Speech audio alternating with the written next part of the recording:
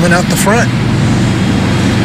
It's horrendous. A devastating scene for a Camarillo Springs neighborhood. Heavy rain creating mudslides, destroying homes and forcing evacuations. Plus, commuters driving through rough conditions. Flooded streets here at the Castillo Street underpass making for dangerous conditions. And lights out. More than 20,000 people without power at the peak of the storm. PG&E working to clear those down power lines. Midday starts now.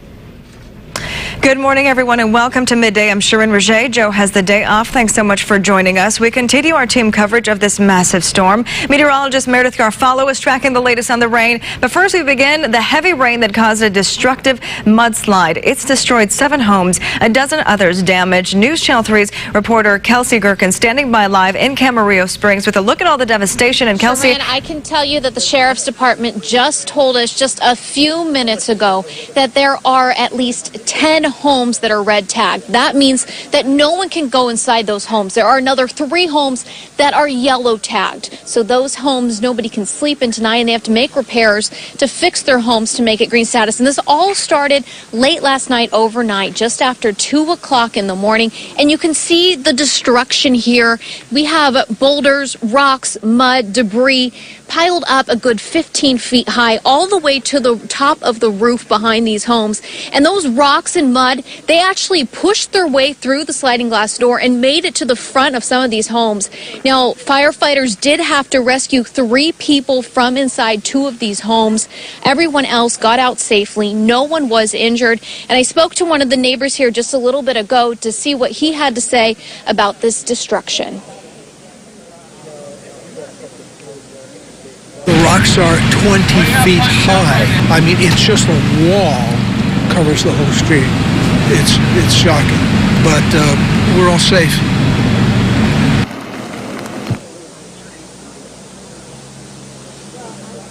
Now, there are currently more than 120 homes under mandatory evacuation. So all of those people are having to stay somewhere else. They are going to open the homes that aren't red tagged or yellow tagged so people can return home later this evening. But you can see just how bad this is. You can see the rocks, the debris are literally going above this roof line. The damage here is really severe, and they're going to have to work weeks to clean this up. Again, we just got an updated number.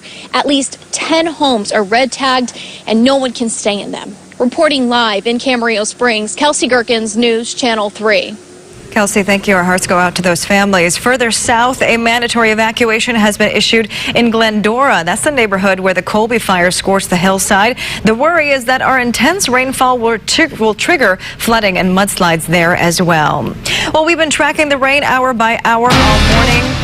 And what a downpour. The storm is clearly living up to its promise. I want to turn things over to meteorologist Meredith Garfalo. And Meredith, are you standing there by waiting for us? There you are. Yeah, you know, we have not had sunshine all morning. It just went behind the clouds, but we're finally getting a little bit of sunshine. You can see there are still some what we call cumulonimbus clouds. Those are thunderstorms clouds way out over the mountains, and that means we're still going to see a little bit of rain as we get into the day. But let's take a look at some of the rain totals that we got so far. We're going to start with the Santa Barbara South Coast.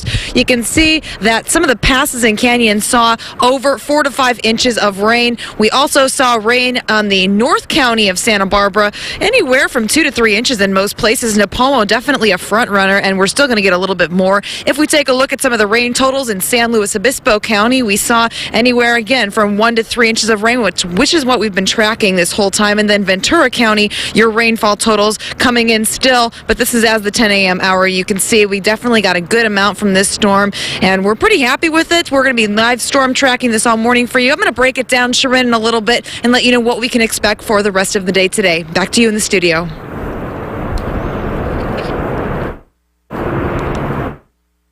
For commuters, here's a live look now at the S-curve in Santa Barbara. Looks like traffic is actually moving pretty well right now, but again, those roads wet and slick. You are asked to slow down. For anyone heading south to Ventura, beware, of course, of that mudslide that has shut down a section of Pacific Coast Highway. That's 1 mile west of Yerba Buena Road in both directions.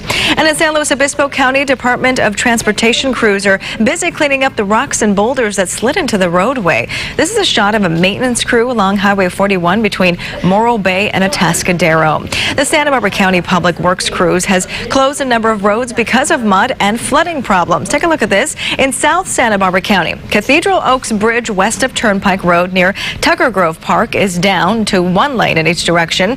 Sandspit, Highway 154 to East Camino Cielo, Painted Cave to Gibraltar, and Painted Cave to the city limits are all closed in the South County. And in North County, Burton Mesa Boulevard, Refugio Road, the dirt section on the San Ynez side, and Highway 33 to Cuyama Valley also impacted. And it's near whiteout conditions in the high country. Caltrans plows were out in force trying to keep roads clear. Heavy snow trapped trucks and cars along Interstate 80 there, where chains were mandatory to travel any distance. Well, road flooding, a big problem, of course, with so much rain coming down so fast. We're going to take a look at Goleta, at Hollister and Turnpike to be exact. Take a look at these photos. Flooded streets here. This is actually a video that was sent in to us earlier. We see actually one car here that appears to be stuck because of heavy rain. In fact, you can see the water levels there halfway up the tire of the car. With these wet, slick conditions, we're also noticing a number of yellow caution flooding signs popping up. Just one snapshot of some of the storm's impact as you make your way around this morning. And videos and photos coming into our newsroom as well. The Castillo Street underpass under the 101 was completely submerged. The video taken about 2:30 this morning. Some cars made it through, others gave up and turned around. And on State Street downtown, branches piled up along the roadway. Also, I want to show you this. There'll be no biking this morning at the bike path at El Colegio and Los Carneros. Clearly, we know that's a busy place to be. The overnight downpour left the bike path underwater. In fact, you can barely even see those handrails. Our photographer actually saw some people swimming in the water earlier. The overnight storm caused a lot of damage on the streets because of hazardous debris. Let's turn things over now to Senere de Los Santos, who's live in Santa Barbara with the latest from where she is at. Good morning, Senere. Good morning, Sharon. Well, it's been drizzling on and off all day today, but as you can see, that is not the case. The sun is out, and just about 15 minutes ago, a beautiful rainbow overlooked Santa Barbara. As for the Santa Barbara streets, well, go ahead and take a look behind me. State Street, well, the streets in State Street have been pretty clear. No real floods to worry about except for under the bridge. As you can see, there's a pretty big puddle that is in the middle of both lanes, slowing down traffic a tad and causing this right here. You see it? Well, this car caused a little splash. Earlier today, there were pretty big splashes. Now, the storm caused a little inconvenience for a couple of stores on State Street, including Tino's Italian Grocery that opened up just a month ago.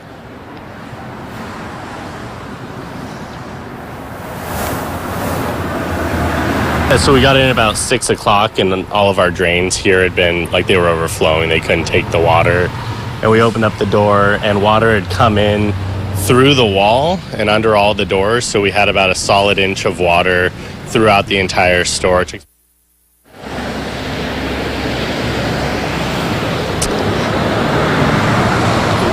And Tino's will be open all day today, rain or shine. Once again, no rain as of right now. No even sprinkles. It's a beautiful day. The sun is out. A lot of people out on State Street doing their Christmas shopping. Live in Santa Barbara, Senere de Los Santos, News Channel 3. Sharon, I'll go ahead and send it back to you in studio. All right, Senere, thanks so much for that.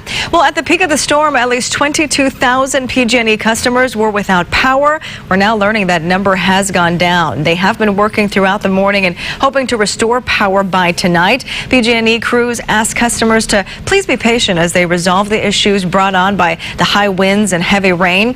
We are now learning that about 6,800 homes are still without power in northern Santa Barbara and SLO County. PG&E tells us downed trees have caused power lines to come down, and they have additional personnel working to restore that power safely.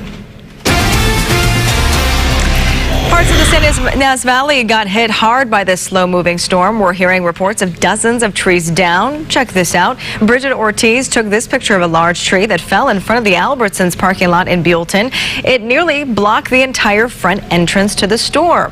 And the winds were so strong in Lompoc that take a look at this. This cement block wall crumbled in viewer Misty Klaus's backyard. She told us she also had a wooden fence blown down from the storm.